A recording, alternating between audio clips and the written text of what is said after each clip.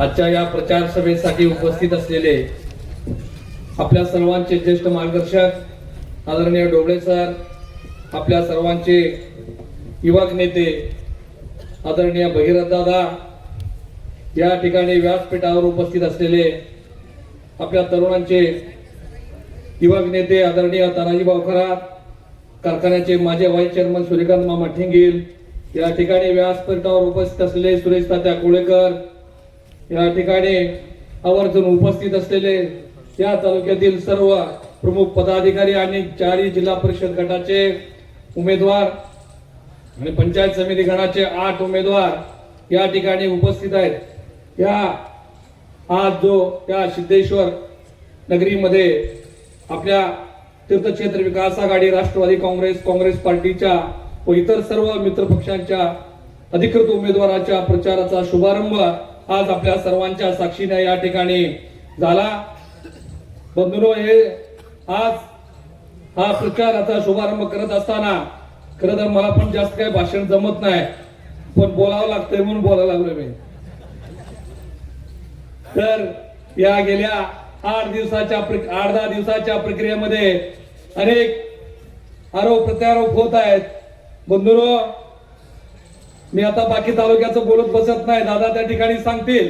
मी फक्त भोसे जिल्हा परिषद गटाचं दादा या ठिकाणी सांगतो, कारण या जिल्हा परिषद गटामध्ये माझ्या विरोधात भाजपचा या ठिकाणी उपरा उमेदवार समोर आलेला आहे। त्यांनी त्या ठिकाणी काल परवाच्या एका एपिसोड मध्ये मुलाखतीमध्ये मी बघितलं की तुम्ही भारत नानाचा फोटो बाजूला काढा आणि तुम्हाला 5,000च्या फरकाने मी हरवतो। बंधूंनो, माझ्यावर अशा भाषेत बोलण्याची कमीत कमी विचार करून बोलायला पाहिजे होता, कारण मी भारत नानाचा 2008 पासून कार्यकर्ता आहे।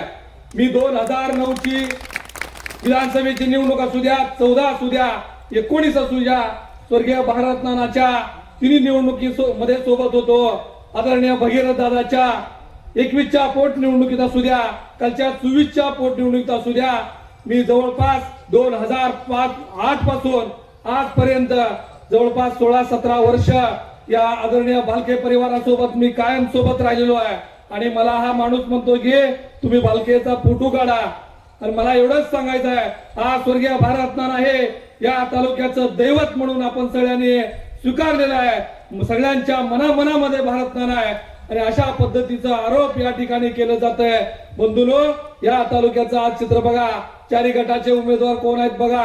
त्या ठिकाणी भोसे जिल्हा परिषद गटामध्ये जवळपास 13-14 हजार एवढ्या मोठ्या प्रमाणात धनगर समाज असताना त्या ठिकाणी त्यांच्या पार्टीमध्ये अनेक पदाधिकारी त्या ठिकाणी कोण पंचायत समिती सदस्य आहे, कोण सभापती म्हणून काम केलेलं आहे, कोण उपसभापती म्हणून काम केलेलं आहे। एवढे सर्व नेते त्या पार्टीमध्ये प्रमुख म्हणून काम करत असताना देखील त्यांना त्या ठिकाणी डावलून केवळ पैशाचा उमेदवार म्हणून त्या ठिकाणी या भोसे जिल्हा परिषद गटामध्ये दिलेला आहे। मला एवढंच सांगायचं आहे, भोसे जिल्हा परिषद किंवा तालुका हा स्वाभिमानी आहे, त्या ठिकाणी बाहेरच्या उमेदवाराला स्वीकारणार नाही। मी या ठिकाणी काम करत असताना 2008 साली मी सोसायटीचा चेअरमन म्हणून काम केलो। 3 कारखान्याच्या निवडणुका त्या ठिकाणी लढवल्या आहे। माझ्या कारखान्याचा भोसे जिल्हा परिषद उत्पादक गट आहे, तो गोणेवाडी पासून फुलचंदी पर्यंतचा गट आहे। जवळपास त्या ठिकाणी 26-27 गाव आहेत। या ठिकाणी भोसे जिल्हा परिषद मध्ये 16 गाव आहेत। मला या 15-16 वर्षाच्या काळामध्ये या गावातील सर्व प्रमुख नेत्याशी, पदाधिकाऱ्यांशी, कार्यकर्त्यांशी माझा रोजचा संपर्क आहे। या ठिकाणी सर्व माझ्या या भोसे जिल्हा परिषद गटातून मोठ्या संख्येने या ठिकाणी प्रमुख पदाधिकारी, कार्यकर्ते, नेते या ठिकाणी उपस्थित आहे। बंधूंनो, ही निवडणूक सर्व आपल्या सगळ्यांच्या अस्तित्वाची लढाई आहे। आपण सगळ्यांनी बघितलेला आहे, गेल्या 8 दिवसामध्ये समोर कोणत्याही प्रकारचा उमेदवार उभा राहू नये, पार्टी उभा राहू नये याची काळजी घेतली जात होती। तरी देखील आम्ही सर्वजण या ठिकाणी आपल्या सगळ्यांच्या जोरावर, आपल्या आशीर्वादावर आम्ही या ठिकाणी समोर लढण्याची भूमिका या ठिकाणी घेतलेली आहे। हे घेत असताना येणाऱ्या काळामध्ये देखील अनेक आरोप प्रत्यारोप होणार आहेत। मी आपल्या सगळ्यांना विनंती करतो की आपण सर्वजण आमच्या या सर्वसामान्य लोकांच्या सोबत आदरणीय भगीरथ दादा असतील, ढोबळे सर असतील, या सर्व नेते मंडळीच्या नेतृत्वाखाली आम्ही काम करत असताना येणाऱ्या काळामध्ये उद्याच्या 7 तारखेला माझं चिन्ह आहे ऑटो रिक्षा आणि आमच्या सहकारी पंचायत समिती गटातील उमेदवाराचं चिन्ह आहे हात आणि इतर गटातील सर्व मित्र पक्षांचे चिन्ह आहेत घड्याळ बॅट, सर्व चिन्हासमोरील उमेदवाराला आपण येणाऱ्या काळात मतदान करावं आणि जे लीड आहे भोसे गटाचं ते येणाऱ्या 9 तारखेला त्यांनी मोजावं, एवढीच मी या सिद्धेश्वराच्या चरणी सांगतो आणि माझं 2 शब्द संपवतो. जय हिंद, जय महाराष्ट्र.